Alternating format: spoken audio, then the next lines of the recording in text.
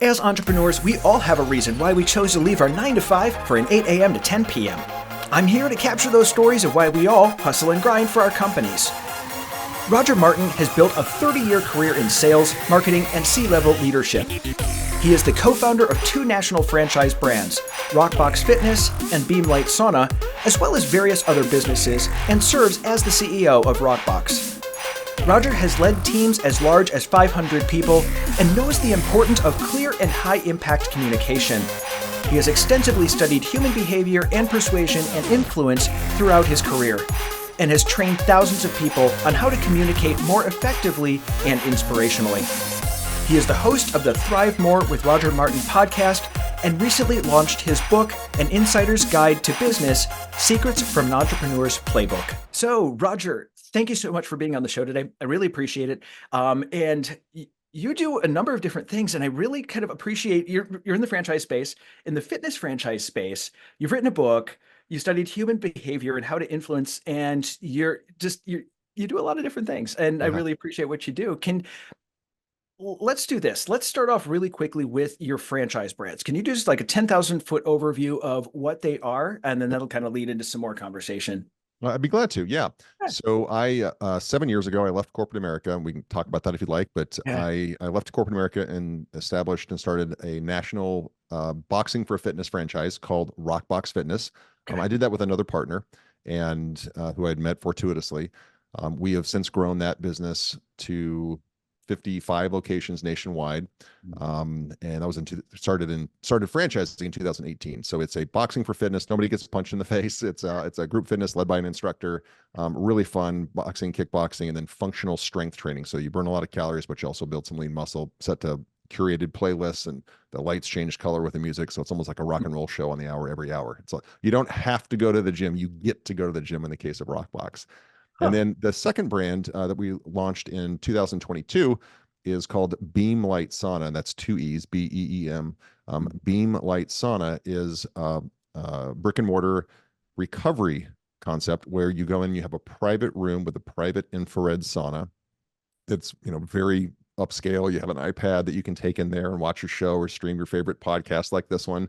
And then we have red light therapy, green light therapy. We're rolling out blue light therapy, and these different specific wavelengths with specific intensities have efficacy in different areas of pain relief, circulation, neuropathy, weight loss. There's a lot of benefit to light therapy. Again, these are commercial units dialed in with a right wavelength, the right intensity for the right amount of time. And we found, and the brand is exploding, absolutely exploding. We'll have 50 units open by the end of this year. And again, we just started franchising 2 years ago. And then by the end of next year, that should approach probably close to 150 units open. Wow. That's amazing. And I love that. Yeah. Yeah, cool. So, and that's one thing that I know I've heard a lot about right now is the light saunas and light therapy. And I want to know a little bit about how you got into, actually, no, let's go into this first, because you were saying that you were in the corporate world. One of the missions I'm on kind of just personally is helping as many people as humanly possible be able to get out of a job they might hate. As entrepreneurs, I think a lot of us have been in those 9 to 5 jobs because it was sort of expected of us, and we did not thrive. We really did not do well with it. And there was always that tipping point where it's finally, I'm done, I'm ready to transition. What did that transition look like for you? Yeah. And I can tell you specifically exactly when it happened. Nice. But I will say that's funny is I've talked to so many founders and entrepreneurs, and they were like, and my business partner, maybe even both of, I have a couple of business partners, they'll say they're unemployable. They're just unemployable people, right? I really wasn't that guy. I started as a sales rep when I was 22 in the pharmaceutical industry, and then pointed to the top of the pyramid, like, I'm going to get that job. I want that job and I'll do whatever it takes. Ended up, working my tail off. I moved my family 8 times in 14 years. And I'm talking end zone, California to Florida, to Georgia, to Texas, to Boston, to Charlotte, like all over the place. And because I was chasing, that next rung on the ladder, if you will. And I ended up, working for 4 or 5 different companies, ended up I started with a publicly traded company, ended up with a private equity owned company as a president, and then later as a chief operating officer for my last role.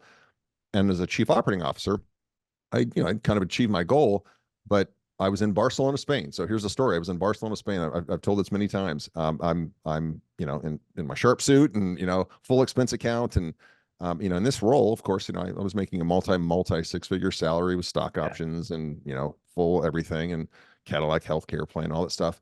And Mhm. I'm in our booth and I'm looking out over like, this convention hall of like 5,000 people. And for a second, I had disdain for everybody in this hall, just Mhm. like, ah. And then I realized, no, no, it's not them. It's me. It's Yeah. me. I'm miserable. I'm absolutely miserable. And I had been for probably, I mean, I was a great, employee. I always gave a huge return on my employer's investment, whatever my salary was, they were making 20x that Mhm. of my contribution. But I just, for the last probably 5 years of my career, just not enjoy getting out of bed and going to work. Mhm. And again, I was successful on paper. If you would have looked at me from the outside, like, man, he's got it all together. And I did professionally, but I didn't, in a joy, fulfillment, happiness perspective. Mhm. And that affects other parts of your life too. So when I left that, I got back on. It's funny because that whole trip, I went to dinner by myself. I didn't go with the team, and I just, was like reflecting on my life, and I said, I got to make a change.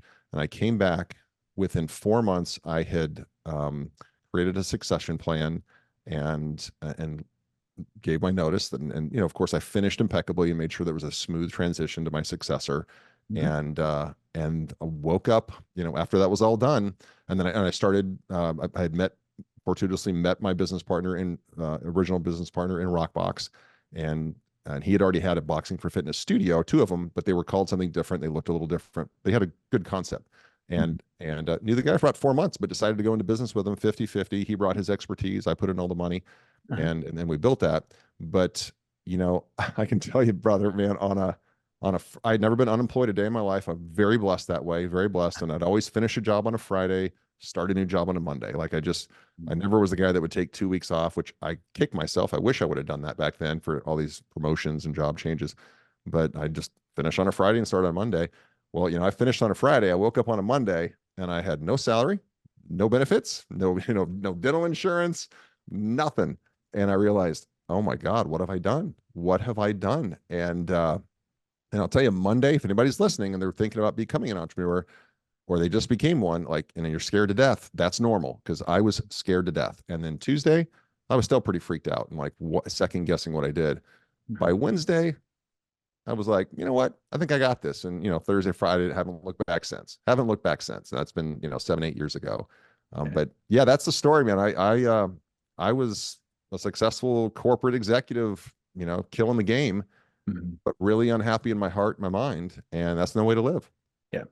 And I love that you said that, yeah, it was super scary because you hadn't been, that transition was difficult. And I think I like that you said, yep, that's normal. You're okay. Yeah. Because I think that's one of the things we have to learn as entrepreneurs, especially if we're coming from a relatively stable world where we know we get our paycheck on these days and this happens and we have this insurance and, we have that security of having a job, even though we're miserable in it. And then that leap is difficult. Yeah. Now we have to figure it out, Yeah. Yeah, you decide what you do is you decide that you're going to work, from 8 to 8 instead of 9 to 5. Like you're literally. So I don't have to work 9 to 5. I'll work 15 hours a day, which is the craziest mentality, but it's the mentality that you need to be successful as an entrepreneur. because it's a passion. We're not working for somebody else's job. Like you said, a lot of us were very good employees that we Yeah. tried to give as much value as we could to our employer. But for us, we weren't as passionate about it Yeah. as, that's where the rule comes from is you hire somebody who's 80% as good as you are, and they will never care for your business as much as you do, no matter how good they are, just because we have a different level of passion for it. Yep. But you also get a level of resilience with that as well, where you realize over time, first of all, like every flaw that you have is going to be shown as an entrepreneur and you're going to have to deal with it. Yep. But the other side of it too is you learn that I don't have to have that stability because frankly, I can make it happen no matter Yeah. what comes on, It's on. It's up to me. Absolutely. and I Yeah. think there's a huge freedom to that, at Oh least my what, God. Uh, yeah, I love for it. sure. For I sure. wouldn't have it. I was one of the unemployable ones. And so are my business partners, which is funny. I'll tell you, and I don't begrudge corporate America because it taught me leadership skills. I mean, I managed teams as large as 500, so I got so much great experience on someone else's dime, if you will. And Mhm. um, and just the what I learned, persuasion, influence, building strategic plans. Like I don't begrudge corporate America, which gets a bad rap. Mm-hmm. They treated me very, very well. It's just it came to the tipping point where I've got to make a change. I was in my mid 40s. I've got to make a change, or I'll never will. And Mm-hmm. every person that's ever interviewed on their deathbed, nobody ever said, "Well, I'm really glad I stayed in that job that I hated." Said Yeah. nobody ever. So, and I Yes. knew that, and I was fast forwarding in my life. Where do I want to be in 10 years and 20 years and 30 years, and it wasn't in corporate America.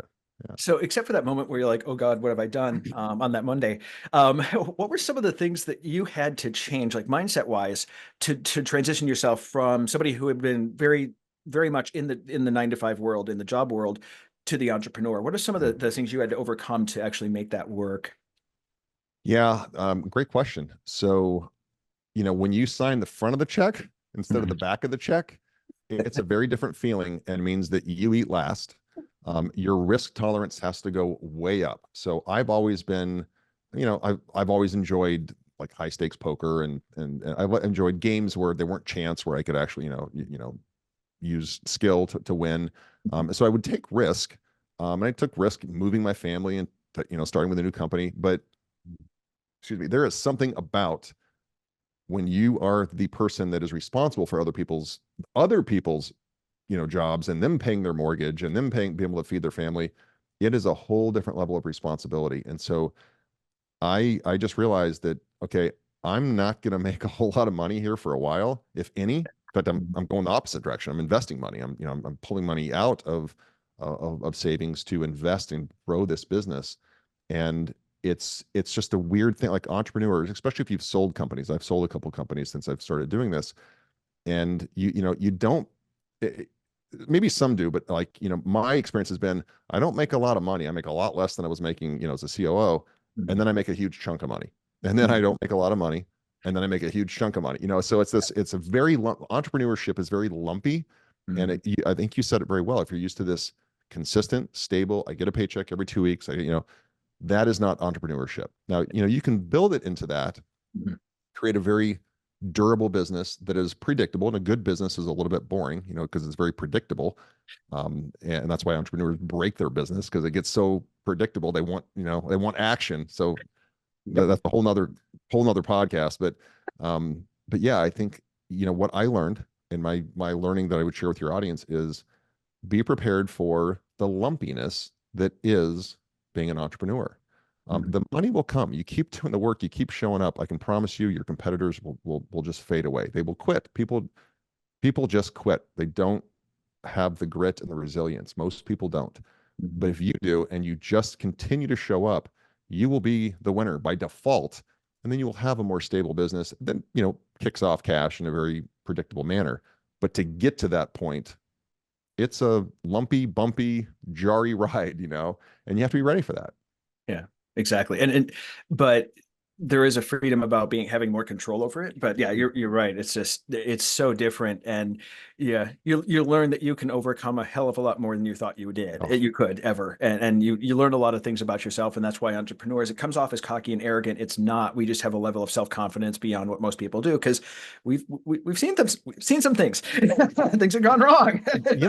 I'll share this with you, that I Yeah. have this theory that I think every entrepreneur, me included, has a healthy dose, of Mhm. narcissism.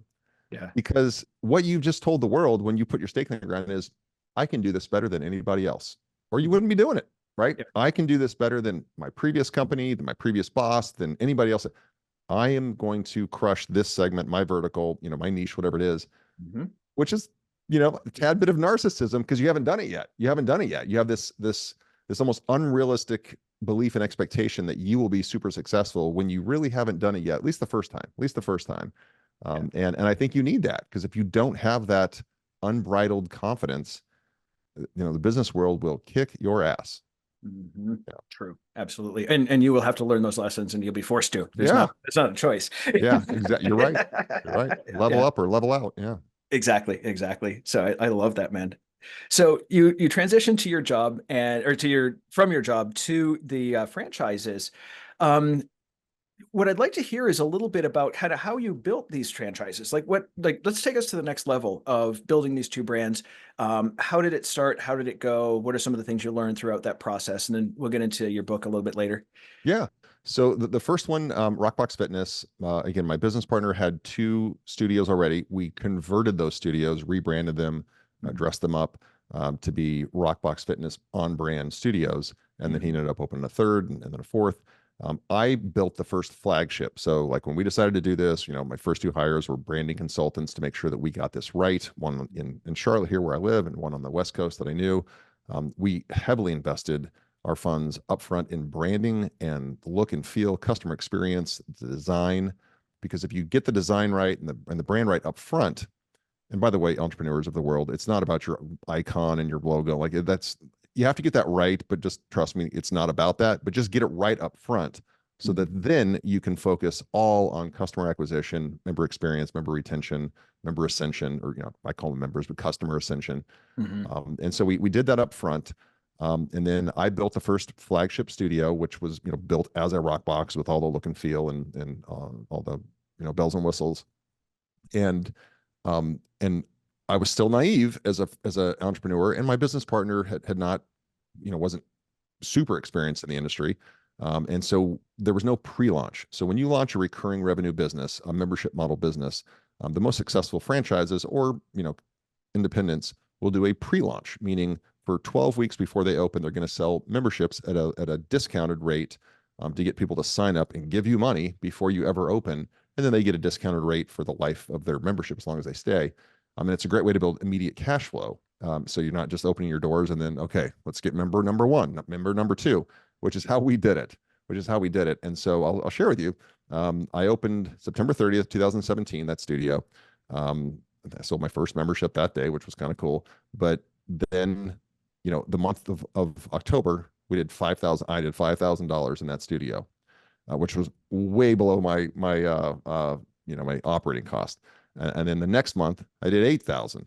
And I'm like, okay, this is not ramping as fast as it needs to. This doesn't match my pro forma. I had this beautiful pro forma that I've spent, months on. This is not lining up. One night I wasn't home by about 8:30. And my wife drove up because I wasn't home for dinner, and she comes into the studio, and I've got the sound system at 11 blaring. We have color adaptive lighting. The lights going crazy, and I'm beating the living hell out of one of the heavy bags there, and then I hear the music turn off. And I look around, and she's back there, and she's like, "What are you doing?" And I said, "I'm working out at the world's most expensive home gym." And I'm like, "Leave me alone!" Like, because I hadn't figured out customer acquisition. So at that point, I got very humble. I hired a consultant in the fitness industry, really one of the best, and figured out our customer acquisition, customer ascension, customer retention model, and digital advertising, and went heavy into digital advertising, lead gen, and then I had a whole lead nurture process that consultant taught us.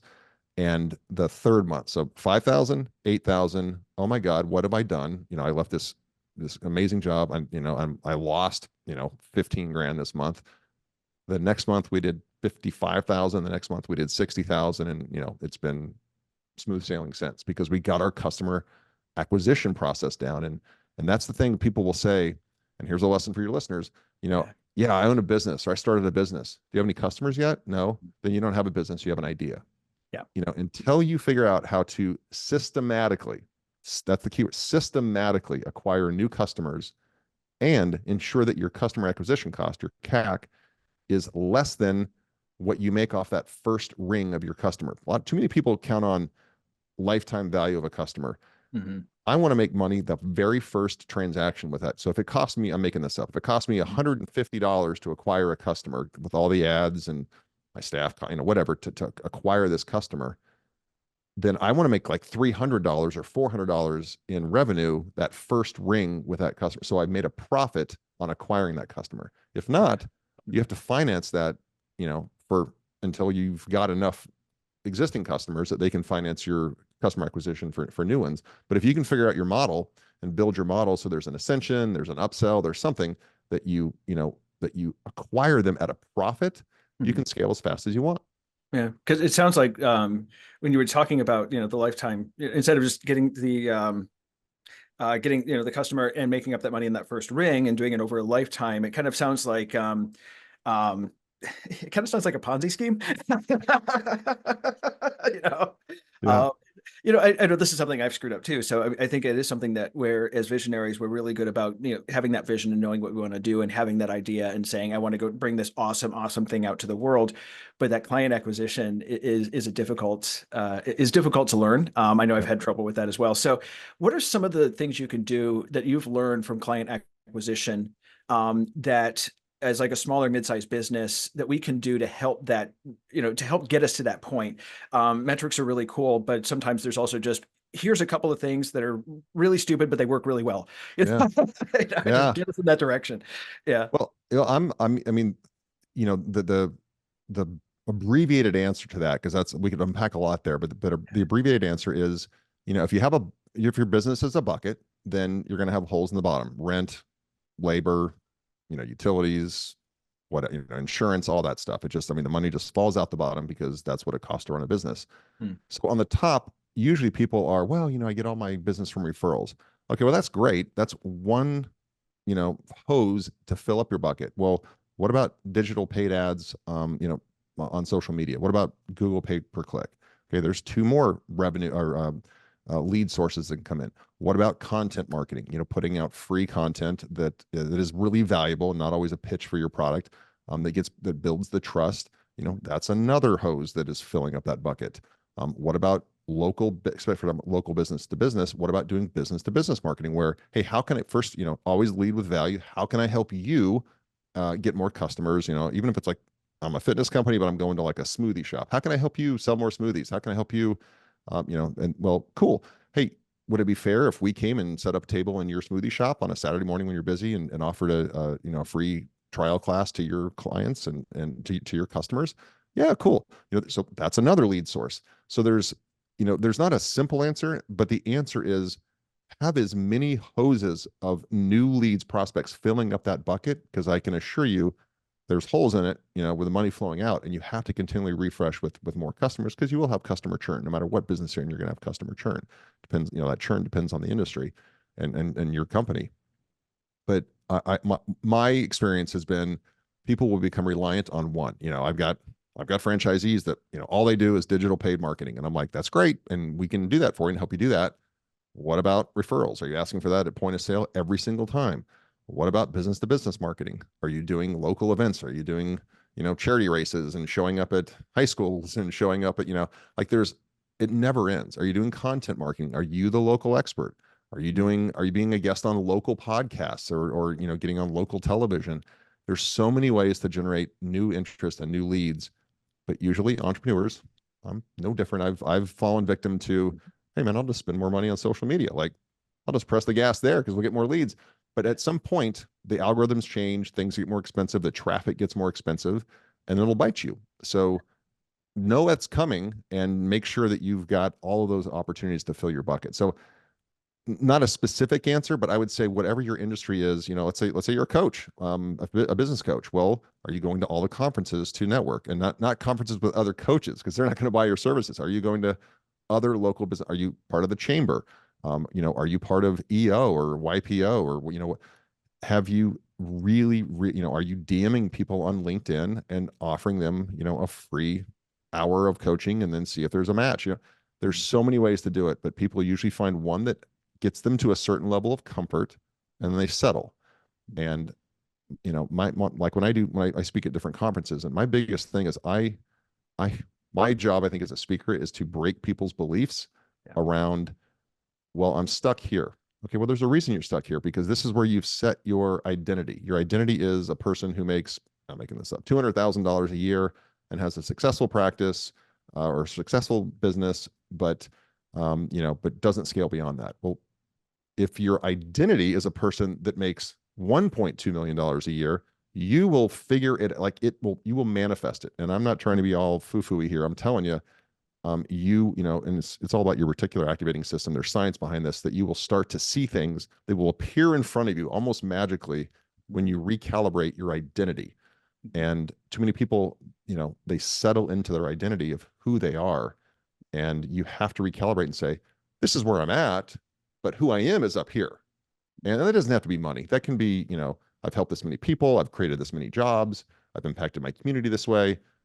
But borrow from Grant Cardone, man, 10x that, 10x that. Don't, great, I'm successful now. Yeah, you are. But what could you be? What could you be? Yeah. And I love the 10x, the thought behind it, because it's like, if you're going to do something, 10x it, because you have the power to do that. So don't think too small, 100%. 100%. Now, to pivot a little bit, so I always ask about books, but at the end of the podcast, Sure. However, I know you just released a book, but there's something special about your book, though. And so what I want you to go into is a little bit tell us about your book, An Insider's Guide to Business, and then tell us what you're doing with that book to give back, because I think it's really interesting. And I think it's a very good, a good thing to promote. And I think you're really doing some amazing work with it. Thank you. Yeah, thank you. So I ended up publishing a book in January of 2024. It's called An Insider's Guide to Business: Secrets from an Entrepreneur's Playbook. It's available on Amazon. You can buy the physical copy or the Kindle version. And I can assure you, I even have a little disclaimer in the front of the book. There was no Chat GPT, no ghostwriter. It was me pecking out 46,000 words on my laptop. I did 7 full edits on this book. And what does that mean? That means I had 4 different people helping me, read it cover to cover, and 7 times made it simpler, simpler, simpler, simpler. All those long, fancy, I've got my MBA a while back, all those fancy long MBA sentences with 15 commas, I took all those out and just made very specific, short, points and chapters. And then it would have stories because story is how we learn. That's how we retain the information, in a story of, hey, here's the business principle, and here's how I applied it and was successful, or here's how I tried to do it the wrong way. Don't do it this way, and so it really is a playbook for people. And I talk about, everything from, what's the first thing to do when you start a company, which is create your values for your company, because that makes decision-making super easy, to, data rules all, the difference between marketing and branding and how everyone is in sales, finance. You don't have to be a CPA, but here's the 4 things you need to watch every day, operations. And there's a great tool, great exercise you can do with your business, even a small business, that will tighten up your operations so much. And I stole it from somebody. They gave it to me, but I put it in the book because it's so effective. And then how to hire A players, like use competency selection interviewing. And I go through that and explain where all the flaws are in how people interview. And again, I was very fortunate to be trained by Korn Ferry, which is, the world's largest executive recruiting firm, on how to interview candidates. And I put all that in there, and then at the end, I kind of wrap it in a bow for people, for entrepreneurs. But it's not written from an academic standpoint. It is written from, I'm in the trenches right now with you, right alongside you, and here's what I've learned. I've built 6, 7, 8-figure businesses. I've also been part of the leadership teams, the C-suites that have built 9-figure companies and sold those companies for $200 million. I've been part of a team that went from 0 to $1.3 billion, but it was a pretty big team. It was a publicly traded company. So this book, is not going to be like, here's how you go from 100 million to 2 billion. I haven't done that yet. But if you want to go from 1 million to 10, I can show you how. If you want to go from 10 to 20, I can show you how. If you want to go from 500,000 to 1 million, I can show you how. And so the book, I think I've gotten, it's fun. Somebody I think was apologetic when they said, hey, I don't mean to be, rude, but like, it's a really easy read. It's a really simple read. I'm like, brother, that's 7 edits, man. That is perfect to make it that easy of a read, like that's a compliment. That's a compliment. And so, with the book, and when you buy it on Amazon, 100% of the proceeds, so whatever Amazon doesn't take, every red cent from the day it's been published, it went published, or that it got published to, hopefully it never goes out of print, but if ever does, every day that this book and every sale this book makes, every red cent goes to a charity called To Write Love in Her Arms. And it's our national charity partner for RockBox Fitness. And it helps prevent self-harm and suicide. So mental health and physical health go hand in hand. And I've seen that with owning a fitness franchise and owning, I've got 55, stores out there, 55 franchisees. And we've seen so many people transform their life and their mental health through transforming their body. And so it's our national charity partner. And so when I published this book, I just wanted people to know that, no, if you buy the book, I'm not making in fact, it cost me to write this book and get it published and all that. So It's more, I just wanted every dollar, every cent of proceeds to go to this charity so that when people buy the book, they know they're actually supporting a really good cause and they get to learn some cool stuff about entrepreneurship. I think that's amazing. It's nice to see that give back. Like you've gotten to the point where it's like you've made your money, now you're giving back to it, and it's nice to see people doing that. Thank you. Yeah. Awesome. So on a similar vein, what is one book that has had a huge impact on your life or podcast? Yep. Yeah. I'm a voracious reader, so I read 60 to 70 books a year, and I go back and reread books. Like I'm rereading Story Brand Marketing by Donald Miller, which is outstanding right now. And I love like Michael Dell's biography, Elon Musk, Steve Jobs, like Jeff Bezos. Like I love reading business biographies. But so it's funny, all the stuff I read is nonfiction, all of it, except if I go back to, I think it was in my mid 30s, I read Atlas Shrugged by Ayn Rand, and Atlas Shrugged changed my life. It's like an 800-page book. Like, get ready, it's a big book. But when you finish it, you are in the brotherhood or the sisterhood of people that get it. And if you haven't read it, and Ayn Rand, I think Ann is spelled A-Y-N, and then Rand, R-A-N-D. Atlas Shrugged is Ann was a Russian immigrant in the 50s who wrote, and I'm telling you, foretold the future. And it's all about how when government gets bigger, things get worse. And and they use the railway train system as kind of the thing that's getting corrupt and is being subsidized by the government and all that. And which is, it's funny, as I read it when right at 2008 when we bailed out all the car companies, and I'm like, holy crap, this is just pick up the, instead of trains, it was cars, and the way that, too big to fail, and the way everybody is, taking, and nobody wants to give. But you've got, this small group of what she calls producers, which are you, me, people listening to this podcast. They're actually making products, making services, delivering things versus taking. And it's a fictional book, but if you read it, I'm telling you, Atlas Shrugged will change the way you look at the world, politics, life, everything. It's got a beautiful story to it, and she's an amazing writer. But it is, I know, obviously, I'm pontificate. I keep going on this because it changed my life. It changed my life, and I wish it was mandatory. It'll never be. Powers won't let it, but I wish it were mandatory reading in every middle school or high school, probably high school, because I think it would change the way people view their need to contribute to society. The government is us. So well, the government will pay for it. That's us. Well, exactly. It's got to come somewhere. Yeah. And it's just the way she writes it. She makes it so crystal clear. So I could not recommend a book more than that. Awesome. Well, thank you so much for being on the podcast today, Roger. I really appreciate all the wisdom you dropped and you being here. Thank you so much. I appreciate it, man. Thanks for having me. Anytime. Thanks again for joining us on the Hustle and Grind podcast. If you'd like to learn more about Roger, check out the link in the description.